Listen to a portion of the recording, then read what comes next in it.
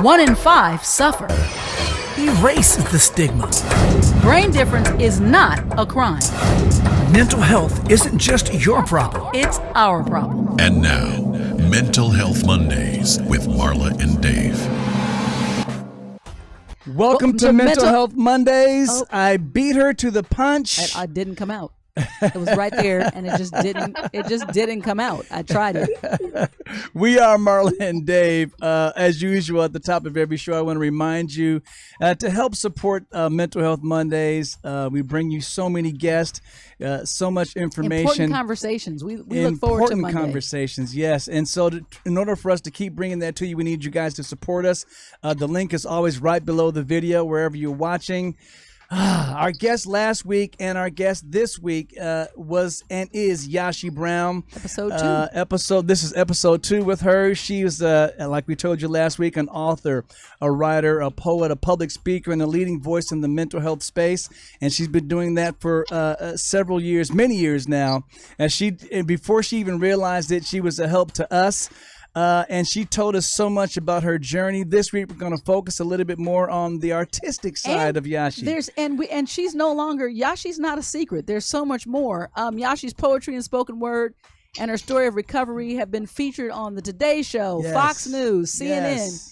HuffPost Rise, Sirius, XM, CBS, ABC. These are all radios, KTLA. And television. Ebony Jet, Teen Vogue, media outlets and publications and more. And we are honored to have you here. We respect and appreciate your voice. And thank you for joining Voices with us. Thank you. We're appreciative. So when we come back, we are going to continue our amazing conversation with Yashi Brown. Don't move.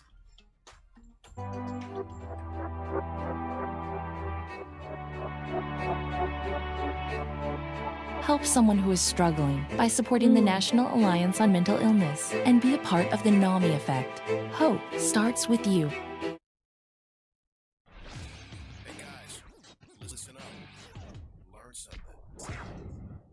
So Yashi, when we opened up episode 1, you mentioned that you found we were revisiting your finding NAMI and actually introducing us to NAMI, and you said that your family, your mother at the time, introduced you to someone at NAMI National where you took your writing and your poetry. Oh, yeah. Yes. So Yeah. I wondered immediately, which I wanted to, we had so much to cover, but your creative space, your creative outlet. Talk to us a little bit about that and how that has played a part in bringing you forward into spaces and places like NAMI, and to deal with your mental health challenges. Yeah, it was when I decided I wanted to start sharing my poetry, it was pretty much a given that I was going to have to talk about, the mental health aspect, because that was a large part of my writing.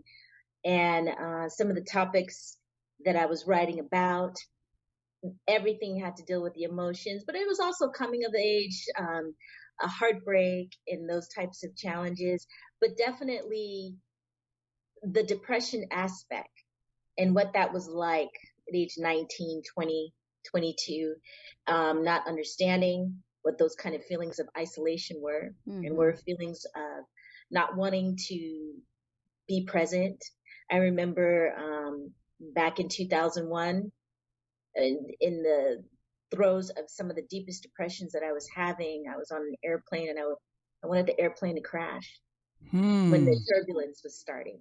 And when the turbulence was getting really bad, I was hoping. Now, that is pretty intense because there's other souls, there's other people on this flight.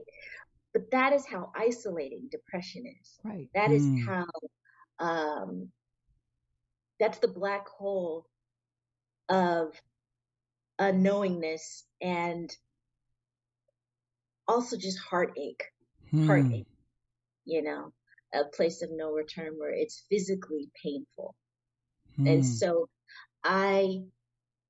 this was something that poetry, I heard it at a NAMI convention And I stole the line, which as poets, as writers, you don't do. But if you do it, you get credit. He said the only place he liked himself in his head was when he was writing poetry. That was the only place he liked himself in his brain. And when he said that, I got it. I got exactly what he meant.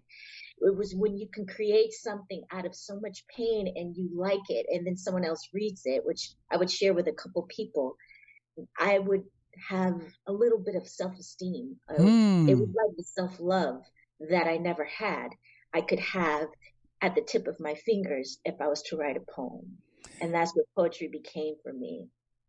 Wow. So, and like a lot of people that have been guests on the show, even for our son, and we talk openly about our son's struggles with brain difference, as well as our oldest daughter.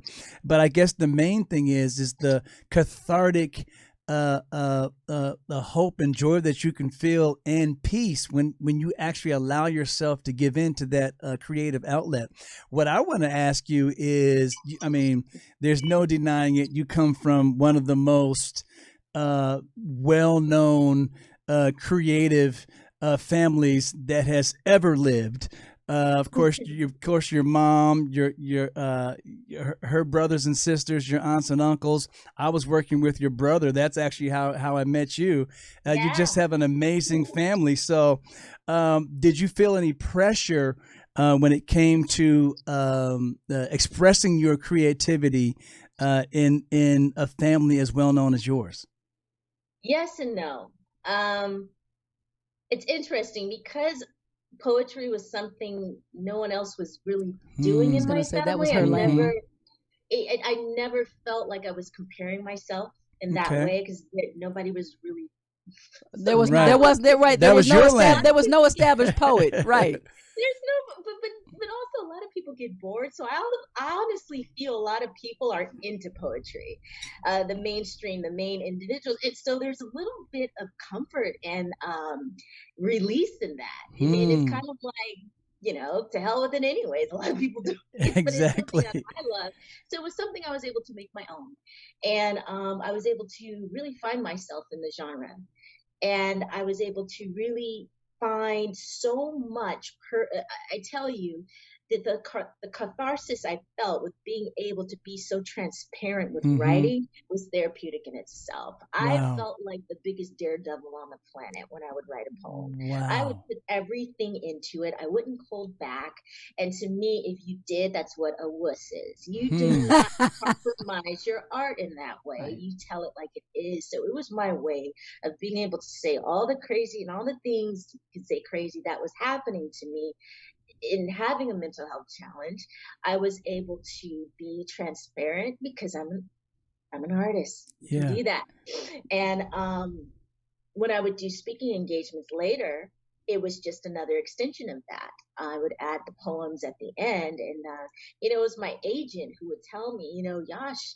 At first, I was just considering an extension of my speaking, but he was like, no. There's value to this too. He's like, you have a separate skill set. and I never looked, I wasn't processing it like that at all. But that is sometimes the beauty in having representation that can help you appreciate the gifts that you really take for granted and help me put value. So that helped as well. With what she's saying makes perfect sense to me. And I so clearly see why. Because to me, there is, in other words, I can see that when you're writing and when you're writing from your own truth, it's such a unique individual expression and lane. There's no competition for her personal thought and her personal journey. Yeah. So in other words, even coming from, her family and having to present something that had an expectation that everyone cheer for it or like it or don't like it. You can't you can't take away and cheer for or like or dislike my essence. Well, as usual, Yashi, for those of you, I hope you caught that first episode, because Yashi's picking up right where she left off. It's almost as if this is a Yashi Brown takeover of Mental Health Mondays, because we don't even need to prompt her on what to talk about. She just flows from subject to subject so naturally. Our papers we are love blank. you so much. And we will be right back after this next little break with more from Yashi Brown.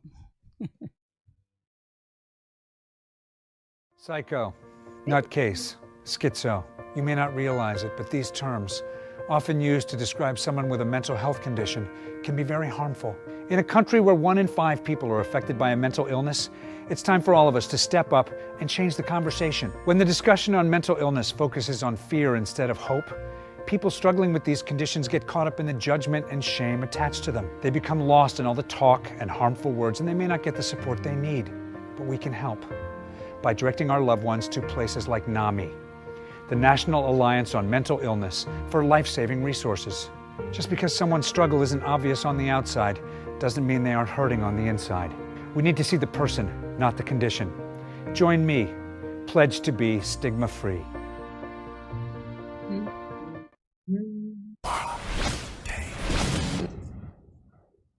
It's time for the Mental Health Minute with Marla and Dave.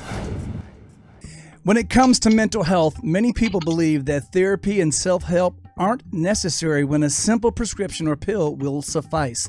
The fact is, specific treatment for mental health problems varies depending on the individual and could include medication, therapy, and in many cases both. And this is according to mentalhealth.gov. Many individuals choose to build and work with a support system during the healing and recovery process. Having a good support system and engaging with trustworthy people are key elements to successfully talking about your own mental health, and is often the very first step to helping you heal, grow, and recover. A support system can include a trained mental health professional, a parent or family member, a teacher, or a faith leader in your community. And when you're building a support system, remember, in addition to good advice, look for someone who can assist you in taking action that will help. This message is brought to you by Mental Health Mondays in cooperation with NAMI San Fernando Valley and Loving Beyond Reason. David is a thinker. I never do anything without thinking about it first. Marla is a feeler. I basically wear my personality on my sleeve. But when Marla and Dave get together, It's like a match dancing with a firecracker. All right, Yashi, and I wasn't exaggerating. You just literally flow right along with a natural conversation. You're so easy to talk to and easy to talk with about subjects that for a lot of us are very difficult subjects to deal with. Yeah. It's a tough subject. It's, for sure. It's hard still for a lot of people. And you mentioned something else that reminded me of a shocking moment that we had with our son. And that was, there was a time where I was thinking that he was being a little bit resistant, and one of those times where, the wave, especially when you're on your medication, the ups and downs aren't as severe, but sometimes they're still there slightly. And it was at one of those, I wouldn't say fully manic moments, but he was talking with someone else, and I heard him say, which shocked me, that this was his understanding, that the reason why he needs his medication is so that he can always know that he can, even when he's dealing with something, deal with it in a way that he can think clearly. And whereas without his medication, he didn't feel like he could think clearly about some of the issues that he was dealing with. Mm-hmm. And you mentioned something like that as well. So when did you first turning the corner back to Yashi, the poet, when did you first realize that you had enough poetry that you could put together into a book of poetry? Or was that even your goal? Yeah. I mean, when I was writing all those years, no, not necessarily. My sister and I were in a group, and so I would tend to gravitate to writing the lyrics Okay. in the songs that we were doing. And so I was told it was my Uncle Jermaine who's the one that first discovered my writing when I was doing that. And he said, you know what, you're a writer. And I took it seriously and started to write poetry more. But as far as putting the book together, it just kind of all happened all at once. I, said, hey, I'm going to start talking about it. And I think I'm going to put out a book, of my poems, and just, from there. And I had a good amount of faith in my poetry at the time. And it just continues to evolve and get better and better. Your art form gets better. But where I had to really come into my own was with live performance and spoken word. And that is really what gave me the platform to really communicate the emotions, to really communicate what these feelings and these symptoms were really like in the real life sense. And I also came into my own with myself and my artistry. And that's where people started to,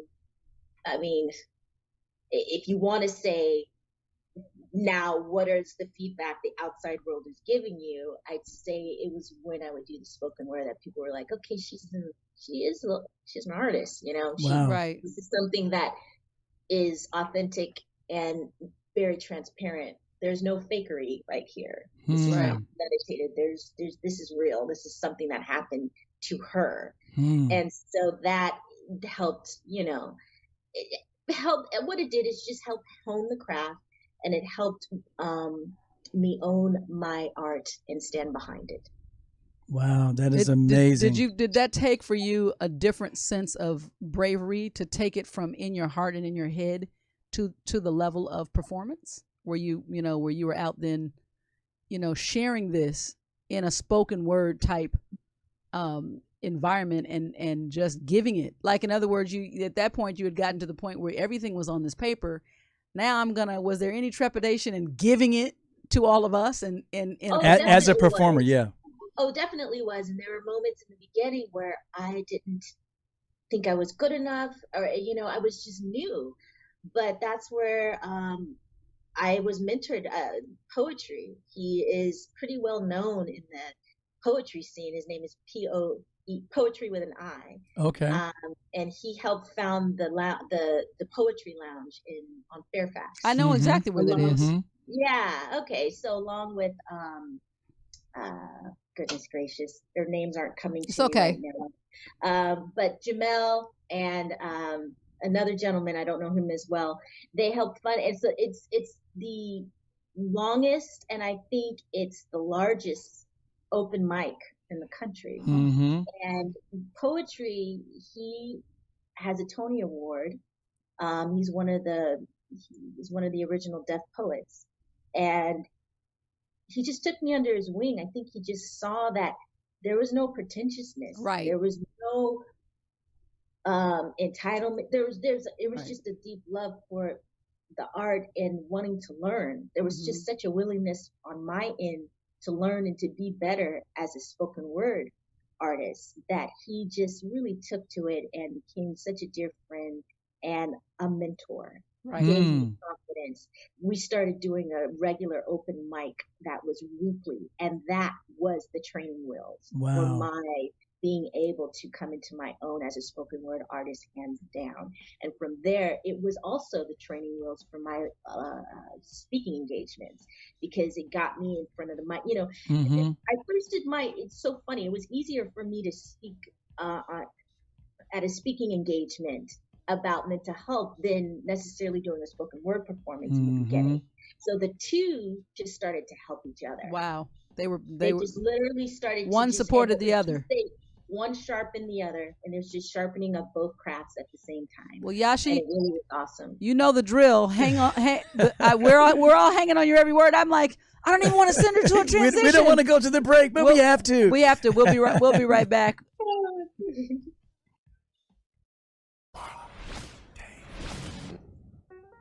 All right, that fun music, you know what that means. Marla is a dancing. And it's also poll time. I need a little mini desk poll so I can really poll time it. You know what I'm saying? I like pole dancing Like right from your seat. That's Ding- strange. Bingo. Okay. Well, last week the poll question was, how much money does the global economy lose every year due to depression and anxiety? Your options were $500 billion, $1 trillion, or $2 trillion. Last week we asked Yashi if she could take a guess at that. Now, she had already previously guessed the correct answer for the week's poll question before. Yep. This week, the answer is actually 1 trillion. You and missed not it 2 by trillion. a trillion. And again, those numbers are so astronomical that it's almost ridiculous to speak of it at that level. But the poll question for this week is, what percentage of adults in the U.S. experience a serious mental illness in any given year? Would that be 4%, 10%, or 16%? Yashi, what's your guess for this one? Okay, one more time. In the U.S., what's the... Okay, here's the question again. What percentage of adults in the U.S. experience a serious mental illness in a given year? 4%, 10%, or 16%? Each year, is that 4% of the U.S. adult population, 16%, or 10%? Is it 10? Well, we're again, not going to be able to tell since you, Yashi. it's this week's, we'll find out the answer. I'm used to the 1 in 5, 1 in 4. Exactly. Exactly. So we'll give the answer out this week. You guys, you can always find these great poll questions anywhere our social media is. And remember, go to the GoFundMe page, the Mental Health Mondays GoFundMe page, and support great, informative entertainment like this. We'll be right back.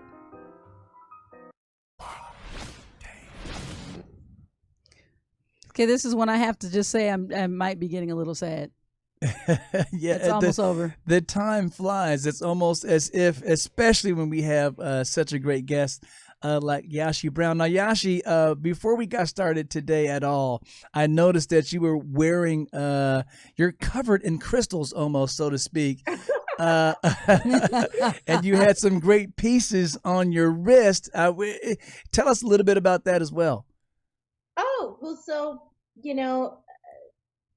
these are some of the pieces. I don't know if you can see. Yeah, we them. can. We can. Can you see them? Yeah. Mm-hmm. So, during the pandemic, and I have them on my ears, these I didn't make, but these I made. And it's just been a way of, me being able to express myself, but working with crystals, it's energy. So there's so many healing properties in crystals.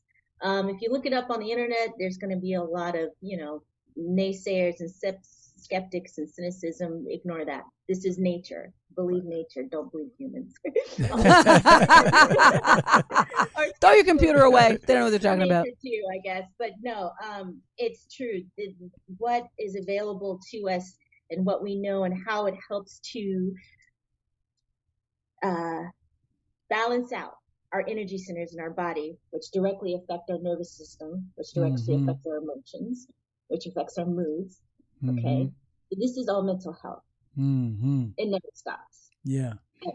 And so for me, I've just noticed how it has improved my well-being, my mood. But I mean, they provide energy, and it helps to balance out your body. So, there's a lot to learn on it. There's so many books out there on how to work with them. And, you just take it day by day. But I noticed how it, just improves my overall, my outlook on life, my mood, and it just helped with my medication, my mental health in general. Yeah. So what happens when a girl like me, whose arms don't look like that, and she doesn't have that kind of balance, can she buy some of those crystals from Yashi? Absolutely. I'm not selling so everybody, I get asked all the time because I make necklaces, all sorts of things. If I'm not selling anything right now, but I probably in the near future will be providing this available on my website because I'm going to be coming out with some new stuff. I will be watching poetry, and waiting. And I will make one. I have one I can give you in the meantime. Oh, so sweet. So Yashi, I'm glad that you said, as usual, said what you just said. Is that where we should all go look to find not just the book all that you're going to be Yashi. working on, but previous collections of poetry? Right. Are they available on your website? Right now, I don't have anything available on my website for sale. None of my poetry is available. And that's because I'm doing a rerun of the book, and I've been working on that. I have an audio as well. But Oh wow! Are you going to be reading it yourself? Yeah, I'm awesome. reading it myself, but we're just trying to figure out certain formats. With this whole COVID thing, so much has changed. So much has changed with my speaking and everything. So I'm coming out. There's a course that's going to be released on manifestation. And then with that, there'll be other little trinkets and things available on a new site that I'm going to be, goodness gracious, stay tuned for it. Not too far out. Awesome. No pressure from us, but by all means, I'm going to make a commitment to definitely not lose contact for the amount of time that we did before. And I would love any updates. We here at Mental Health Mondays for sure, David and I. We'll definitely stay plugged in so we can continue to let everybody else know as well when you have a public offering of what is a wealth of wonder. I haven't done this particular show and one other appearance is all that I've done recently. I'm purposely really not doing too much right now because I'm launching a few new things coming up. So we're grateful. You trust me when I tell. Literally, you have dropped so much information and love and knowledge, and to me, this is why we do what we do. When I say we, just the human spirit of the exchange of a transparent truth of journey. It's a journey. We all are on a journey, and so there is no perfect journey. And so I tell David all the time, I just feel like that, where God has become, my faith walk has become very real and tangible to me, is in moments of connection, and understanding that, meeting you years ago when Dave was working with Austin, but you being in a place where your spirit could kind of trust and understand us, and you shared your experience, which came to be literally a base understanding for something we had no way to understand, because at the time you shared with us, I don't even think the DJ he wasn't in crisis. That's true. He hadn't actually years before, right, into crisis yet. And you were the first landing of just understanding, and I cannot tell you how much your experience has actually helped us on our journey. So our journeys came down. Yeah, it's just real. And even so, I want to give a shout out to your brother as well, Austin, because a lot of times when another family member is dealing with, and we call it a brain difference versus a mental illness, dealing with something like that, the family member might not actually bring it up, but he was like, man, I want to help you guys. My sister was dealing with something like this. This is how she got help. Introduced us, and like Marla said, it's been amazing ever since. We wish you the best. We are so sad that this time is coming to an end, but thank you so much for honoring us with your presence. Our guest has been for the last 2 weeks, Yashi Brown, and when we come back, we'll have a final closing thought with Yashi. Stay tuned. Bad. What are you doing?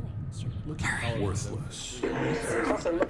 Don't trust them. They'll hurt you. You're worthless. It's pointless.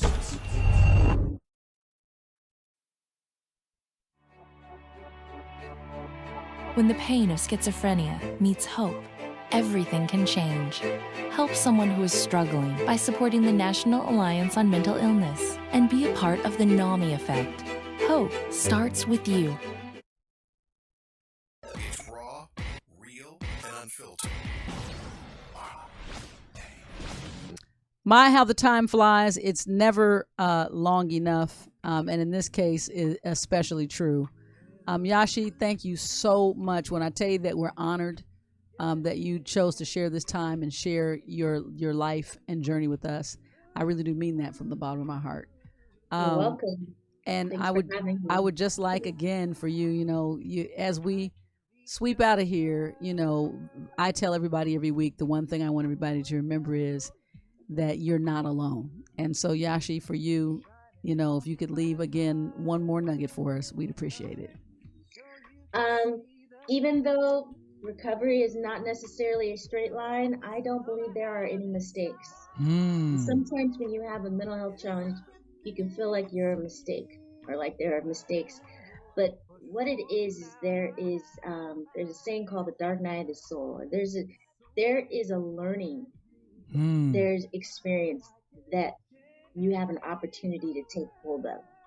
It's the inner world, and it's the world of how to work on your inner self. And usually it's because you have something to offer in going through that challenging journey. I do not believe it's a mistake. And try to go deeper and love yourself, be compassionate, and be patient. Take it a day at a time. There is no race for anything. We love that. Beautiful words from such Great a beautiful ending. light, a beautiful human being. We are blessed to be able to call her a friend. Yashi Brown has been amazing. Thank you so much. Thank you, We'll see you Yashi. guys next week. Right here on Mental Health Mondays. Absolutely. Thanks for having me, you guys. It was an honor. I appreciate it. Thank you. you.